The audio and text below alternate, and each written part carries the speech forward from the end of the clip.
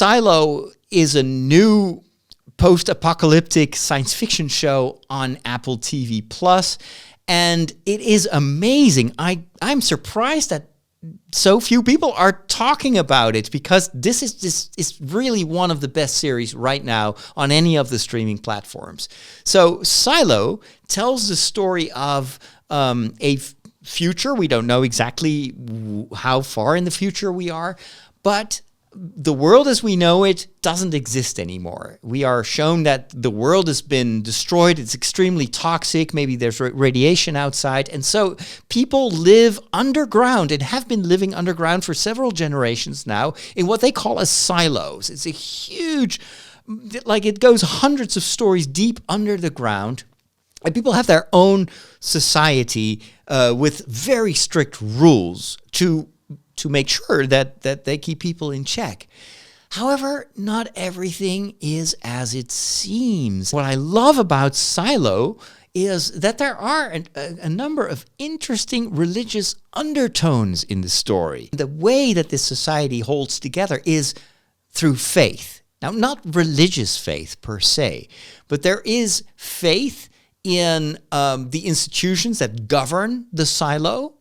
There is also faith in the knowledge that they think they have of the outside world. It turns out that image, that belief that people have of this is the world outside, may be a lie. As soon as some people start to doubt, the whole system starts to crumble. And I think this is playing with the idea of heretics in religions, where you have people with a divergent meaning and they start to attack some of the foundations of certain religions. But then, of course, that also threatens the status quo. It threatens the people in power.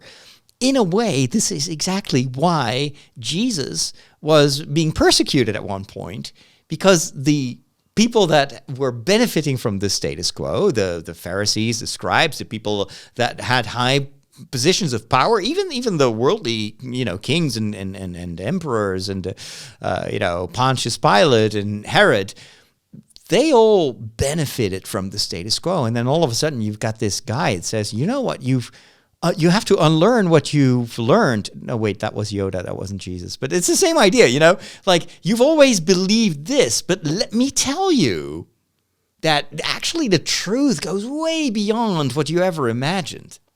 And this is what starts to be a huge threat for the people in power, and that is why they want to silence him. This is what happens also in Silo, where some people are starting to doubt, and they find elements of proof that there is something else going on, and maybe they're not as free as they are.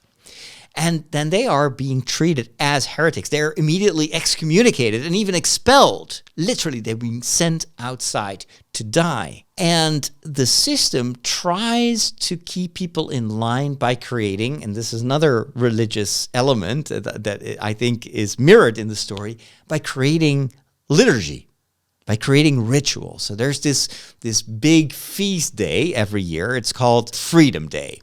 And according to tradition, and people have been living there for several generations, so nobody really has any recollection of what happened before these silos were built.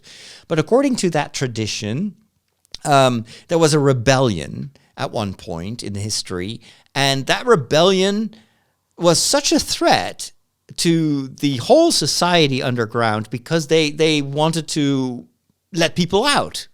And that rebellion was repressed, and that, according to tradition, is now the reason that you have to celebrate that every year, to know that the people in charge are there to protect you, that the rules that you follow are there to protect you from whatever evil is outside. But what if that is all a lie?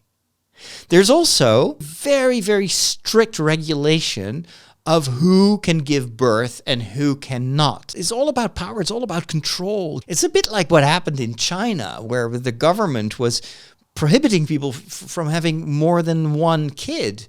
And of course, you can imagine what that does to families, to the overall balance. That's not supposed to be the way we live. And so there's a rebellion against that as well. And I don't know what's going to happen next, But what I like already of these first 2 episodes that I've seen is that it's all about questioning the faith, questioning the people in charge. Always continue to use your brain and dare to question the people in charge, dare to question your own faith and beliefs. It's only by asking questions that you will ultimately find the truth. But if the pursuit of truth itself is forbidden and is being repressed, then you know that you are no longer part of an honest system. That's the big difference between a church and a sect. A sect is an institution that tries to repress people's freedom and keep them in line through power, whereas faith, in its ideal way, is always about freedom. It's motivating people to be curious and to explore and to ask questions. It's only by asking questions that you will learn, that you will become wise.